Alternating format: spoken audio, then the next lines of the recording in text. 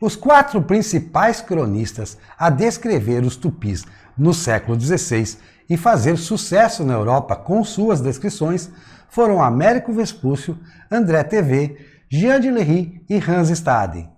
Todos eles estiveram na costa brasileira e conviveram com os tupis.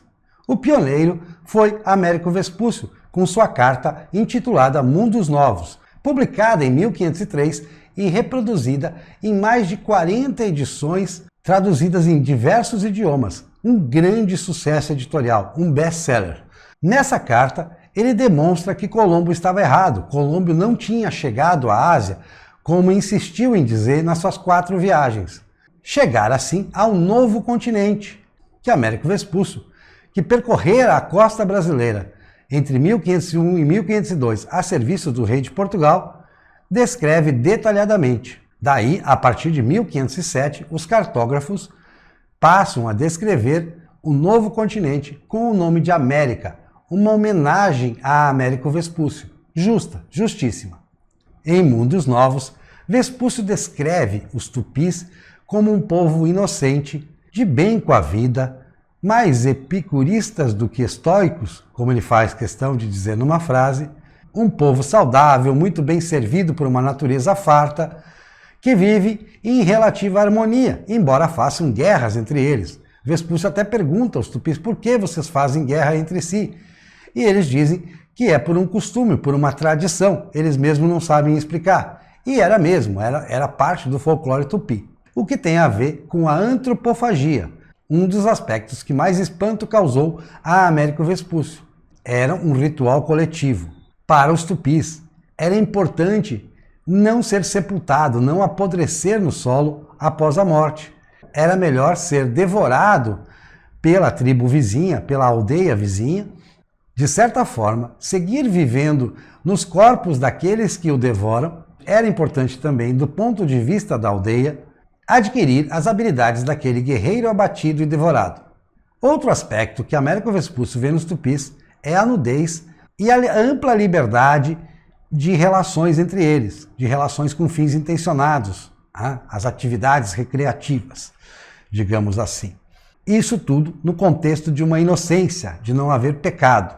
Essa ideia vai ter um impacto na Europa muito forte, tanto que Barley, um século e meio depois, vai dizer que não existe pecado do lado de baixo do Equador. Como os europeus recebem a descrição de Américo Vespúcio e como receberão, já na segunda metade do século XVI, as de Jean de Lery, André Tevet e Hans Staden.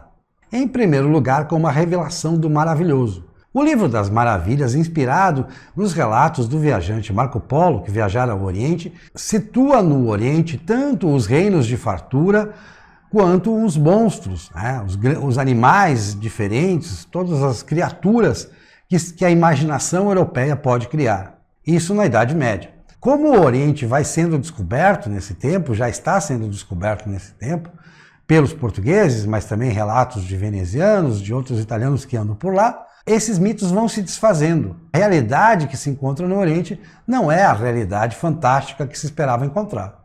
Então os mitos se deslocam para o Ocidente.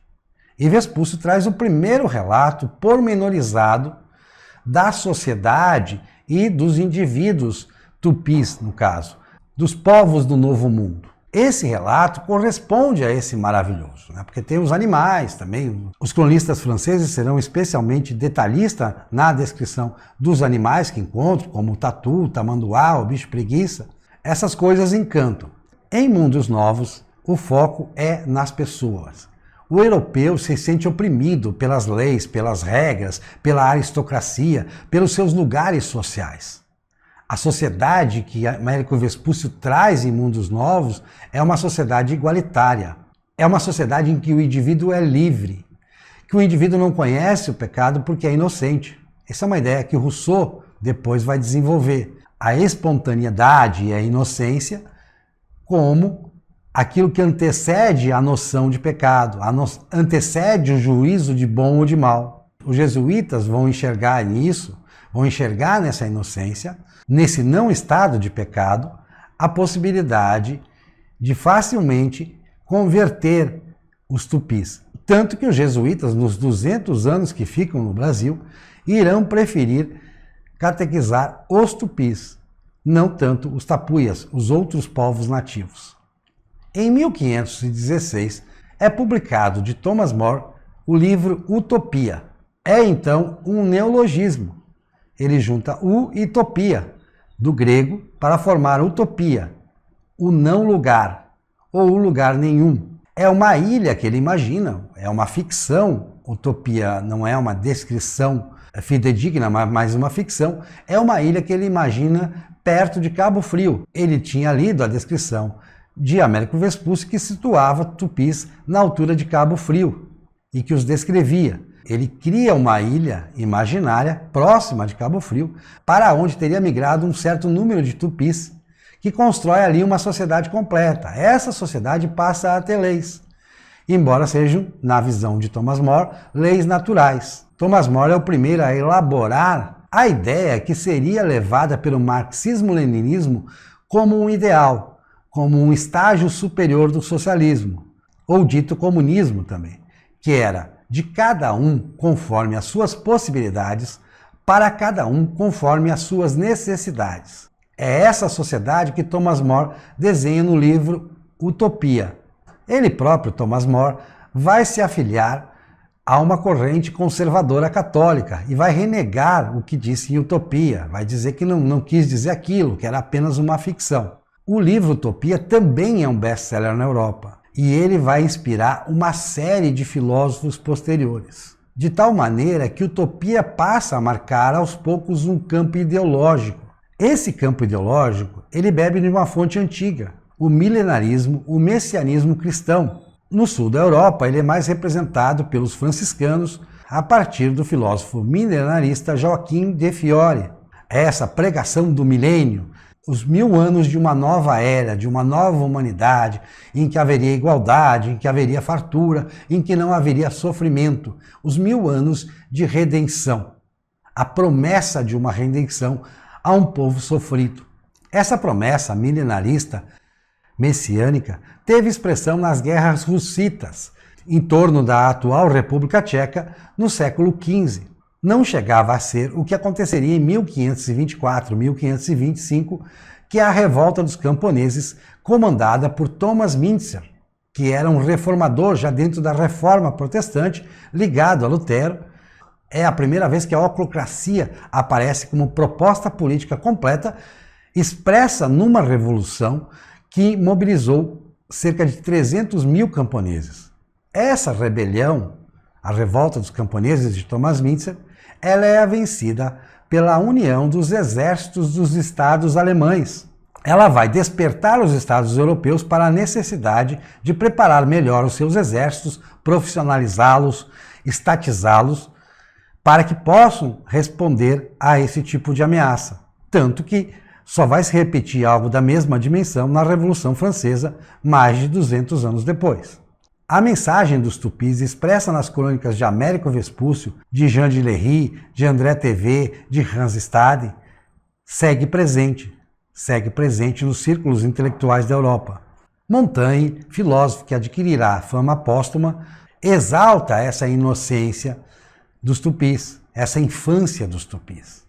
Ele vê os tupis na infância da humanidade, de um novo homem, o que muito vai inspirar a filosofia alemã a partir de Goethe, essa ideia de criança no mundo, da infância, o novo homem, o surgimento de uma humanidade genérica, que é uma forma de milenarismo laico, vai tomando conta das mentalidades europeias, especialmente a partir do século XVIII, e encontra Rousseau. Rousseau faz uma análise mais apurada, ele não fala o termo bom selvagem, mas ele resgata também a tradição medieval europeia de admirar o selvagem que habitava as florestas europeias, real ou imaginário, imaginário no mais das vezes. Rousseau teve acesso a todos os relatos de viajantes e teve acesso, claro, à Utopia de Thomas More. É a partir daí que ele elabora também outra ideia de criação de uma nova sociedade, livre dessa opressão que se abate sobre o povo europeu.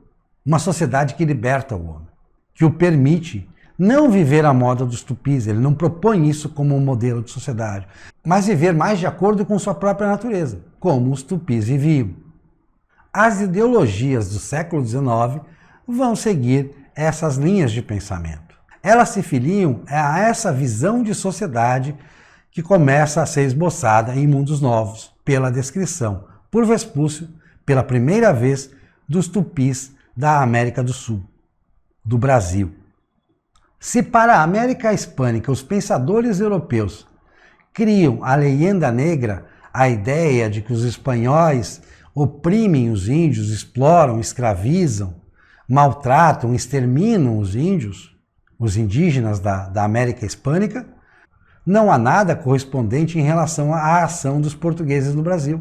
Os tupis são tão caros a esses pensadores que eles preferem imaginar que o português, chegando ao Brasil, é mais devorado pelo tupi do que o devora, é mais incorporado pela cultura tupi do que impõe sua própria. Diderot, no século XVIII, chega a escrever: o homem ao sul do Equador não é francês, não é holandês, não é inglês, não é espanhol, não é português. É um tigre domesticado que volta à floresta, que volta ao estado primitivo, que volta ao estado selvagem. Essa ideia não se descola do Brasil de forma nenhuma. Os viajantes que vêm ao Brasil no século XIX e descrevem um Brasil sem tupis, ainda que presente o indianismo, eles não são lidos, eles não fazem sucesso na Europa. A Europa prefere acreditar num Brasil guardado dessa memória cara dos tupis, dessa memória cara de Mundos Novos, dos relatos dos franceses e de Hans Staden. Assim, os tupis de Américo Vespúcio e dos demais cronistas do século XVI que fazem sucesso na Europa moldam grande parte do pensamento europeu. Parte dele segue até hoje.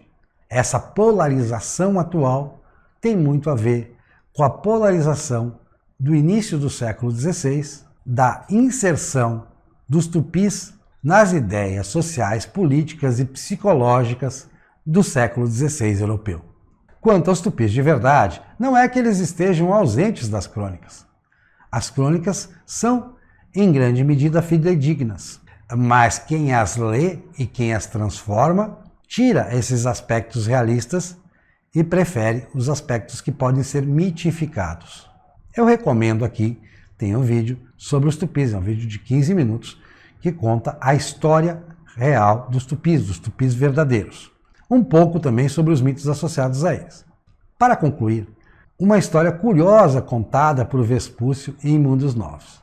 Ele conta que um dos membros da tripulação, um português que estava com eles, se afastou de onde se encontravam os europeus, os membros da tripulação, e foi atraído por um grupo de índias que começaram a tocá-lo, a acarinhá-lo. Ele fica encantado. Logo em seguida, elas o levam para uma floresta e o matam, o abatem, junto com homens tupis que aparecem para lhes dar segurança.